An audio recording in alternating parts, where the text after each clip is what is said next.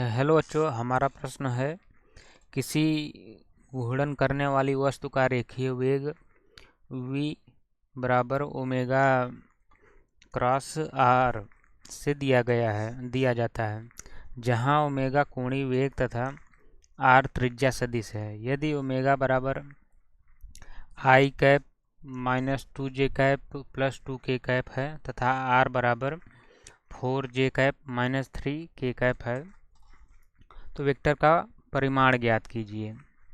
इसके उत्तर कुछ इस प्रकार ए बी सी डी दिए गए हैं। चलिए इस प्रश्न को हम हल करते हैं। बच्चों, प्रश्न में दिया गया है v बराबर ओमेगा क्रॉस r। ये बच्चों, इससे हमें ये मालूम चलता है कि दो वेक्टरों का सदिश गुणनफल है ये, और हमें यहाँ पर दिया गया है ओमेगा बराबर i minus 2j cap plus 2k cap, और r दिया गया है, वेक्टर r दिया गया है 4j cap minus 3k cap. बच्चों, हम जानते हैं अगर किन्हीं दो वेक्टरों का क्रॉस वेक्टर गुणनफल निकालते हैं तो इसका एक ट्रिक होता है। इसको हम कुछ ऐसे लिखते हैं i j k कैप। यहाँ बच्चों हम j को माइनस मान लेते हैं, तो इसका जो है सारणिक मान निकालते हैं। अगर सारणिक मान निकालने के लिए इसका अब a का कोफिशिएंट, फिर j का कोफिशिएंट, फिर k का, तो यहाँ पर a का है 1, j का है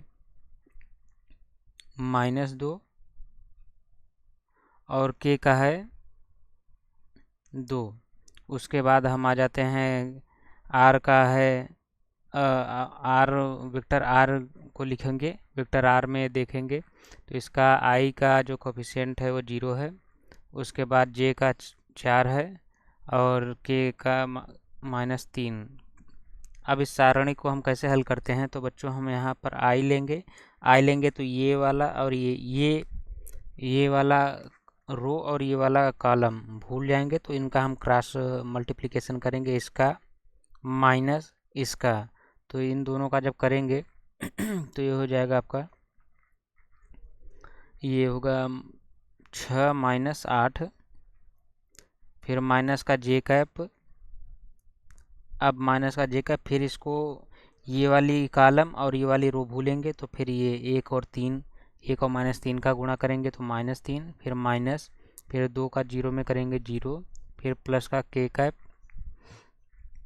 फिर ये वाली रो, ये वाला कॉलम भूलेंगे, फिर इसका हम मल्टीप्लिकेशन करेंगे 1 के साथ 4 का, माइनस इसका, तो 1 के साथ 4 का करेंगे तो 4, और उसके बाद 0 में 2 का करेंगे तो ये आपका हो जाएगा 0। तो ये आ गया आपका -2 i cap plus 3j cap plus 4k cap. ये बच्चों आ गया। अब हमसे पूछा गया है, ये आपका आ गया है दो वेक्टरों का गुणनफल यानी v, ये आ गया वेक्टर v की वैल्यू। अब हमसे इसका मॉड वैल्यू परिमाण पूछा है, तो परिमाण हम जानते हैं, इसका अंडर रूट का स्क्वायर कर देंगे, -2 का स्क्वायर प्लस 3 का स्क्वायर प्लस 4 का स्क्वायर, तो ये आपका हो जाएगा 4 प्लस 9 प्लस 16, तो ये हो जाएगा आपका 16 9 25 4 29, यानी अंडर रूट का 29 यूनिट मीन्स इकाई, यानी इसका जो आंसर होगा 29 इकाई होगा, यानी ऑप्शन ए इसका करेक्ट आंसर है। आशा करता हूँ यह प्रश्न आपको समझ में आ गया होगा। धन्यवाद।